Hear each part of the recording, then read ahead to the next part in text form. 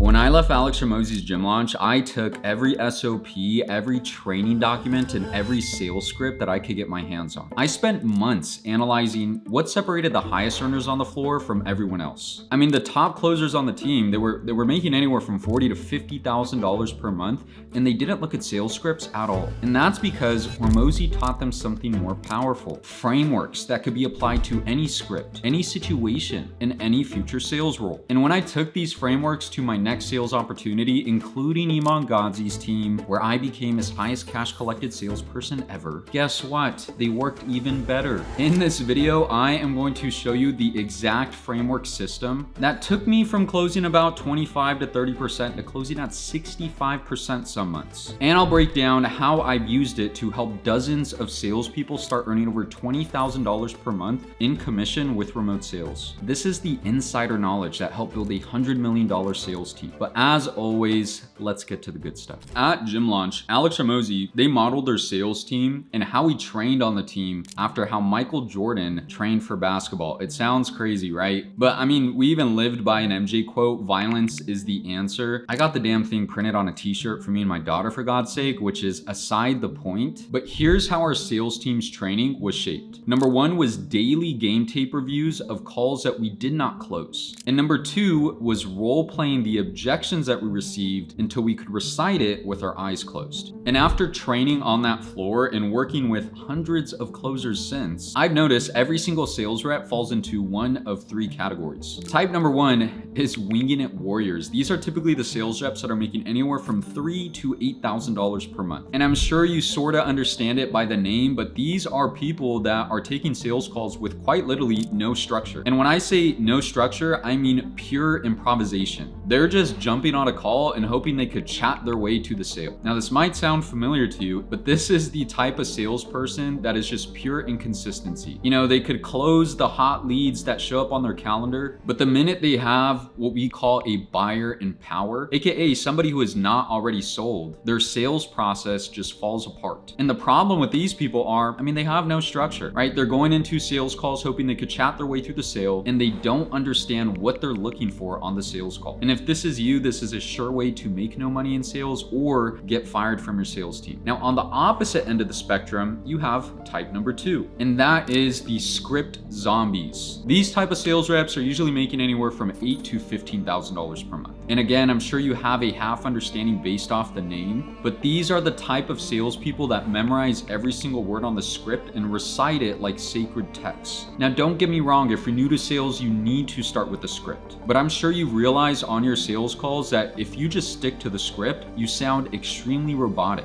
Not only that, you build no rapport with your prospect, and they could tell you're not listening. I mean, I'll share a story of mine to put in perspective. I remember I landed a role for Thak Nguyen a couple years ago. Asian real estate gentleman. He has a huge offer, and I think it was my third sales call, so I was brand new to the team, so I was sticking to the script. But I remember I was going through the sales process with a couple. It was a man and a woman. And in the middle of the sales call, this guy decides to call me out. He says, "Hey man, you're really presentable and you speak really well, but I could tell you're just reading off a script." And I remember freezing up and saying, I try to play it off, right? What do you mean? And he was like, "Yeah, you're not really paying attention to anything that I'm saying. I feel like you're just going through a bullet point checklist." Listen, I mean, sales is a transference of belief over a bridge of trust. And you can't transfer belief if you're too busy reading and not listening. Now, to move on from that, we have our top earners. This is type number three. And this is what I call the framework closers. And I'm sure you can imagine your framework closers are the ones making the big money, $15,000 plus. And hey, depending where you live, $15K a month, it ain't much. I know it's not much here in California, so let's say $15,000 to $50,000 plus per month. And I will say this, it took me a while to finally understand what Alex Hormozi was trying to teach us. A framework isn't about what to say, it's about what you're trying to accomplish through the questions that you're asking. Rather than, hey, here's the list of questions I need to ask on my sales call, let's understand this is what we're trying to gain through the questions that we're asking. If you're on a sales team, right, and you see the top performer on the team and watch just 2 or 3 of his sales calls, every call looks different. And that's because he or she is not sticking to a script, they're sticking to a framework, which, stick around, I'm about to share that framework with you in the next couple minutes. But I will say, which type are you, right? I mean, I'll be real with you, I was a script zombie when I first got started in sales. It was like my source of comfort, meaning since I didn't understand what I needed to gain out of the call, I just stuck to the words written on a piece of paper that somebody gave to me. And it's not your fault. Every sales team is going to hand you a script when you first start a role and say, here, Alex, memorize this. But it is a little bit counterintuitive, right? Because that's exactly what's going to keep you stuck at under $10,000 per month as a salesperson. And here's the good news, you can make a change into a framework closer. Now, I am going to share the framework that built GymLaunch's $100 million sales team, but here's the difference. Scripts tell you what to say. It's rigid, it's word for word, and it breaks the second somebody goes off script. Whereas a framework tells you what you're trying to accomplish. I mean, it's flexible and it adapts to any prospect, any niche, and any offer that you're selling. So here's a framework that top earners at GymLaunch actually used. And this is what separated the $50,000 per month closers from everyone else. This is the closer framework. This is the framework that Alex Hormozi beat into our brain every single day as a sales team, right? I'm gonna break it down quickly and then explain the reiteration that I made that shot my close rate up by 30 to 40% some months. Now, the closer framework is super simple, right? It's an acronym, and the C stands for what you need to do at the start of the sales call is clarify why your prospect booked the call in the first place. Now, after we clarify why they're here, we move on to L, which is label them with a problem. By asking something like, hey, Mr. Prospect, what's the biggest problem that you're facing when it comes to growing your gym? Now, after we label them with the problem, we're moving on to O. O stands for overview their past pain and past experiences, AKA dig into the pain. And after digging into the pain, we move on to S, AKA sell the vacation, AKA future state goals. Hey, what do you want your life and your business to look like once we solve this marketing problem? After S, we move on to E, which is explaining away their concerns. And finally, we're getting to R, which is reinforce their decision, AKA reinforce their decision to fix this problem today. And that is it. That is the base of what created GymLaunch's $100 million sales team. Now, I will say that I made a tweak after taking this framework to every single sales role I've ever been on. And this changed the game for me. So if you look closely, the O comes before the S, meaning, hey, at the start of your discovery conversation, start of your sales call, I want you to dig into the pain first. And then as we end the conversation, I want you to sell the vacation and end the conversation with your prospect at a heightened sense of emotion. Now, let's inverse that. Let's put the S before the O, meaning at the start of the call, once they tell me their problem, right? Hey, what's the biggest problem you're facing when it comes to losing weight? Well, I'm 100 pounds overweight. I'm gonna say, wow, okay, cool. We'll talk about that right now, but I always like to begin with the end in mind. Let's sell the vacation. How will your life change once you lose that 100 pounds? Why is that important to you? What do you want life to look like? Now, what I'm trying to get through to you is you want your prospect at that heightened sense of emotion and excitement at the start of the call. And then you want to dig into their pain, AKA the O, overview their past pain and experiences at the end of the call. And so if we're talking about a fitness offer as an example, I want my prospect to cry at the end of the call and for me to say, hey, wipe your tears. Let me pitch my product and explain how we're gonna get rid of this problem for you and help you achieve your goals with weight loss, right? So again, I call this the roller coaster framework, right? We want to start the sales call with them talking about their future state goals and how they want life to look like, how exciting it is. And then we want to end the sales call with them crying, for the example, right? We want to take them from, cool, this is what life is gonna look like with losing that weight, to, okay, cool, let's bring that problem up. You're 100 pounds overweight right now. How's that affecting you? And again, this changed the game for me. The reason why I did this is because I started selling a real estate offer where I was speaking with a lot of people that had money, and it was really difficult for me to create a gap, because a lot of these guys were already successful, so they didn't have a ton of pain. And this flipped the script for me. And again, the reason why this is important is because you want to be able to build urgency and create a clear gap on your sales calls. We're gonna start off right away with this is where you want to end up at the very top of the mountain, and then talk about this is where they're currently at the very bottom of the mountain. This is what they need help with, and this is what they're struggling with. From there, I am saying, awesome, I totally understand. Let's do a couple tie downs. Are you willing to fix this today? As long as we could help you, are you gonna be ready to move forward with our team today?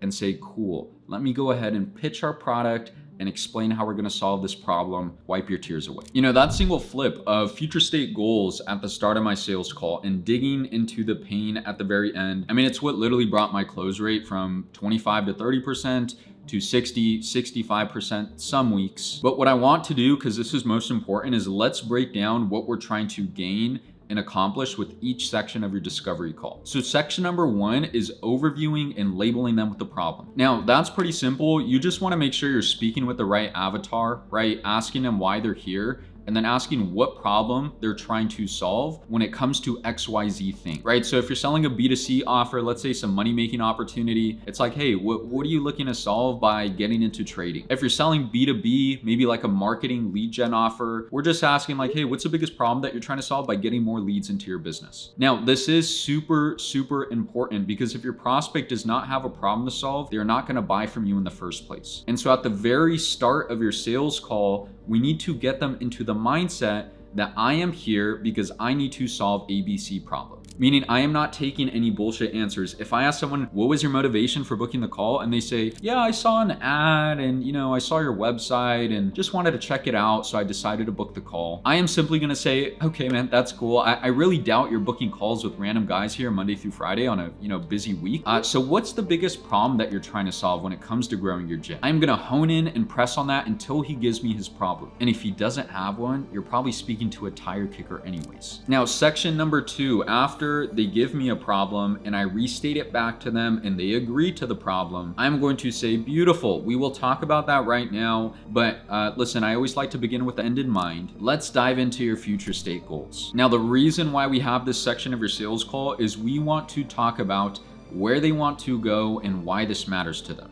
So we're not just asking what's your goal. We are asking why is that important to you and what's going to change once you accomplish that goal.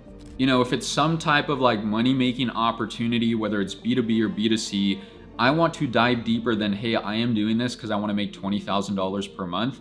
I want to figure out what that means to them and why that's important. Because as a salesperson, it does give you some type of ammunition. Meaning if I get to the close or I'm about to pitch the product, it is so much more powerful to say, hey, I would love to explain how we could help you hit that $20,000 per month goal so that you could support your family better, just like you told me. Now, the purpose of this section is to get that emotion up. Let's start the roller coaster. Then we move to section number 3, their current state struggles. Now, this is how we build a very clear gap. We need to talk about how long they've been experiencing this problem. What have they tried to fix it? What's it costing you by staying in the same place you're in now? And begin to create that urgency. Now, to wrap this up in this section of the call, I'm also going to ask a lot of tie downs and get commitment to change today. So once somebody tells me, yeah, Alex, being 100 pounds overweight, it's been affecting me this way, affecting my marriage, my health. My doctors tell me I have diabetes. I'm going to say, listen, man, I do want to ask this. Don't take this the wrong way, right? Whether you work with us or not, is this something that you're willing to commit to so you could experience this change today? Once I get that hard yes, right? Yes, Alex, that's why I'm on this call. I am committed. I am going to hit them with the closing question. This is essentially me asking, small pre-closing questions that lead up to the sale. And typically the way I ask it is like, awesome, I'm glad that you're committed. Listen, Mr. Prospect, we could definitely help you, right? Now, as long as you feel like this is exactly what you need to lose 100 pounds, is this something that you'd be willing to move forward with our team today, AKA a soft close? Now, finally, if we do everything correctly, they come in, they tell us this is why they're here, this is the problem we're facing, we build up that emotion right away, bring them back down to their current state problems, ask tie downs and get commitment to fix it today. And then I say, awesome, wipe away your tears, figuratively. Let me break down our pitch and explain how we're gonna solve that problem and get you to your goals and your dreams. So that is section 4, your pitch and your close. That is the bridge across your gap. You need a 3-pillar pitch and you need to use the problem, feature, solution framework. So for section number 1, I'm gonna say, hey, Mr. Prospect, remember how you told me you haven't been able to lose any weight the past 2 years? That is your problem. Once they say yes, I'll say, cool. What we're gonna do is be on your ass and meet with you every single week and hold you accountable, XYZ. That is your feature. And then I'll say, the solution that's gonna provide to you is help you lose that weight in no time because you'll have somebody who's holding your hand across the process. That is your solution. PFS, problem, feature, solution. Now, what is important to that is you want to use, their exact wording that they told you in discovery. That way your product and your pitch feels a little bit custom and tailor-made to their needs. That's pretty much my structure. Keep it simple, stupid, right? Sales, it should be easy. I have the same objective on every single sales call. And how I get there, it changes sometimes based off who I'm talking to. And this framework is exactly what I teach all my sales reps that I work with. Just like Jay, who just had a $50,000 in commission check this past November. Or Samuel Yazinski. Samuel was brand new to sales 6 months ago. He used to be a product manager in Canada for some corporate company. He made like $5K a month at that time. And he's done 6 figures in commission the past 6 months. And he was brand new to sales. So if you want that type of help, check out the link in the description. Because I will say, those guys are hard workers, right? But there's nothing special about them. They just landed the right offer through me and then had the right framework to do well on that offer. Now, let's go a little bit deeper in discovery because this is where most deals are either made or lost. So I'll say this, there's an analogy that I live by, right? And I think you should too. So write it down.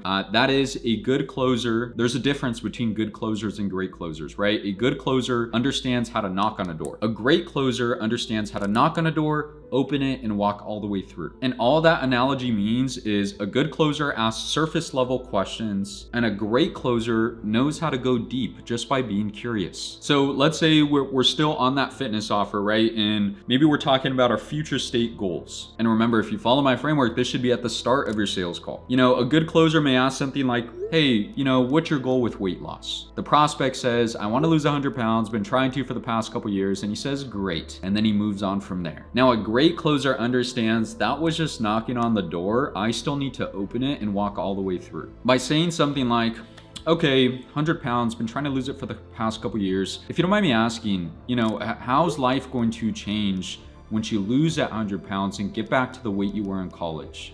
And once the prospect gives a response of whatever it is, my wife's gonna like me more, I'm gonna feel healthier. We just come from a place of curiosity to dig a little bit deeper and say like, okay, sorry, well, what do you mean by your wife? You're gonna have a better relationship with your wife. Now, I will say I'm not the biggest fan of like emotional based questions. It's pretty necessary on a B2C call. But one thing I do live by is you could ask any question with the right tonality. It'll never come across as like cheesy or corny. Now, that's the difference between like surface level and going a little bit deeper with your questions. And you may be wondering like, okay, now we're in that future state goals. How do I bring them back down to current state? It's pretty simple. All I'd say is like, okay, cool. I'm glad we understand, what losing 100 pounds is going to do for you. But really quick, could you remind me, how much are you weighing now? Current state. Oh, well, I'm weighing 220 pounds. Damn. Okay, 220 pounds. And how long have you been stuck at that weight for? Well, I've been stuck at it for the past couple years. Okay, and